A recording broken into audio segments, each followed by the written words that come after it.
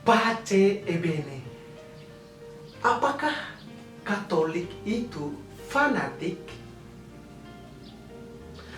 Ada seorang teman mengatakan demikian kepada saya. Namun ketika saya bertanya alasan mengapa ia mengatakannya, ia tidak berani mengungkapkannya kepada saya, atau dia mungkin segan. Mungkin dia tidak ingin sesuatu merusak hubungan kami. Mungkin demikian. Namun jika saya mereka-reka mengapa ia mengatakannya,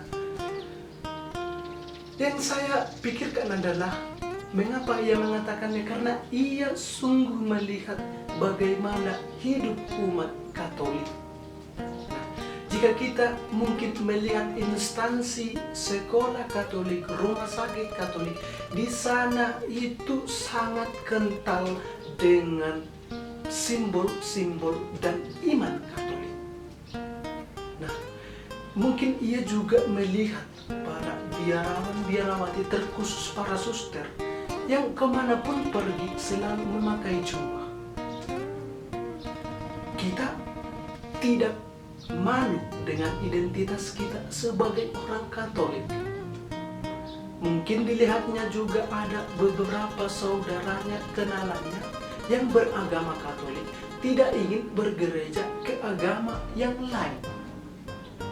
Itu dugaan saya. Namun saya tidak tahu apa yang sebenarnya ia pikirkan. Namun saya akan meluruskan pernyataan ini. Janganlah memakai kata fanatik, karena fanatik itu mengandung pengertian negatif, mengandung makna negatif. Fanatik adalah kita meyakini bahwa kita adalah yang paling benar dan orang lain tidak. Kita menyatakan diri itu adalah yang paling baik dan menutup diri terhadap orang lain.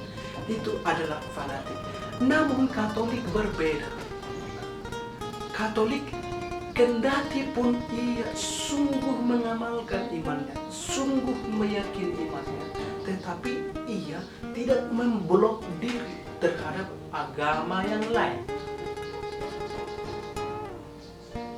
Walaupun ia senantiasa teguh pada imannya, tetapi ia tetap menghargai saudara-saudara yang lain yang berbeda kepercayaan dengannya. Oleh karena itu, kata dan ungkapan atau istilah yang lebih tepat menurut saya adalah militansi.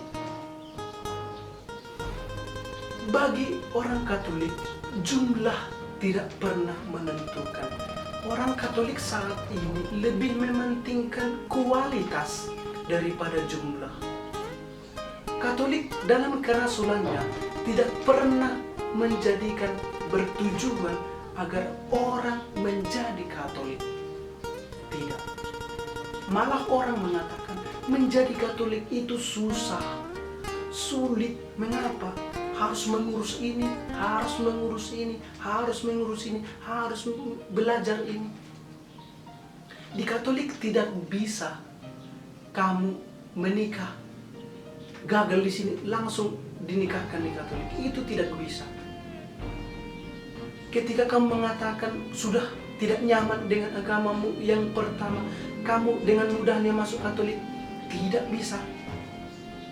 Katolik itu rumit dan juga menurut saya adalah pas, baik. Maka ketika kamu hendak menjadi seorang Katolik, ketika kamu sebelumnya beragama yang lain, ketika kamu masuk dan ingin menjadi Katolik, pertama-tama syaratnya adalah kamu harus bergereja di Katolik selama beberapa waktu, 1 tahun, setengah tahun, 1,5 tahun, 2 tahun, tergantung apa agamamu yang pertama. Dan setelah itu kamu akan mengalami masa belajar, artinya masa mempelajari apa itu iman Katolik. Jadi ketika kamu menjadi seorang Katolik, kamu tahu apa yang kamu imani. Syarat pertama kamu sungguh menghayati adalah kamu tahu Bagaimana kamu menghayati sesuatu dengan sepenuh hati jika kamu tidak mengerti apa yang kamu imani? Nah, itulah yang tentunya mau ditanamkan kepada setiap orang Katolik. Maka ketika kamu ingin menjadi seorang Katolik, kamu harus belajar sekian lama. Jadi tidak mudah. Apa yang mau dituju adalah kualitas, bahwa setiap orang Katolik mengenal imannya dan tahu imannya. Nah, Katolik seperti yang saya katakan tadi tidak pernah memaksa orang untuk menjadi Katolik. Jika kamu adalah seorang karyawan di instansi Katolik, apakah kamu pernah dipaksa untuk memeluk agama Katolik? Saya pikir tidak. Tidak ada satupun instansi Katolik yang memaksa atau mengarahkan atau mengintimidasi atau mempengaruhi karyawannya untuk menjadi Katolik. Tidak. Karena iman Katolik adalah suatu pilihan karena keyakinan. Nah, jika ia selama menjadi karyawan itu merasa nyaman menjadi Katolik dan masuk menjadi Katolik, itu bukan berarti bahwa Katolik memaksa dia, tetapi ia nyaman karena dia mencari sehingga ia percaya. Nah, itulah bedanya. Maka para saudara, mengapa sampai Katolik bisa militan terhadap imannya? Karena ia sungguh mengerti imannya. Bagaimana caranya supaya mengerti imannya? Sejak dini ia sudah diperkenalkan dengan imannya. Tidak mudah. Maka dalam kerasulannya, Gereja Katolik tidak pernah bertujuan menambah jumlah. Bukan itu tujuan yang pertama. Tapi kualitas. Semoga katekese singkat ini berguna untuk kita semua. Pace e bene.